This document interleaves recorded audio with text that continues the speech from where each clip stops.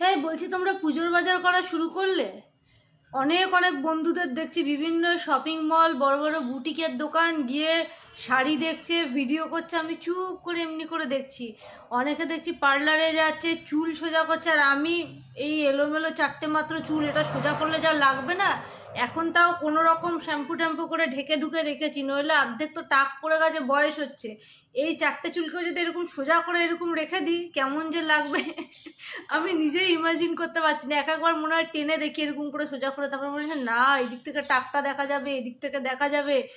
একে তো বয়স হয়ে যাচ্ছে, এই চারটে মাত্র চুল, কি করব? তারপরে এতগুলো টাকা, টাকাটাও আমাকে ভাবতে হয়, মিডল ক্লাস পরিবারের মহিলা। তা এখনো পুজোর বাজার কিচ্ছু করিনি। কি করছি জানো? এই বর্ষাকালে বাগান পরিষ্কার করে ফুল গাছ লাগাচ্ছি। গতকাল খুব ভাবলাম যে একটু বাজারে যাব, তোমাদের দাদাভাই বাড়িতে আছে, যে কিছু একটু শপিং করব। ও বলছে, হ্যাঁ গো তুমি শপিং করবে না? সব মহিলারা জিনিস কিনছে, সাজার জিনিস কিনছে, শাড়ি কাপড় কিনছে, তুমি কিছু নেবে না পুজোতে? ওরা দাঁড়াও দাঁড়াও নেবো।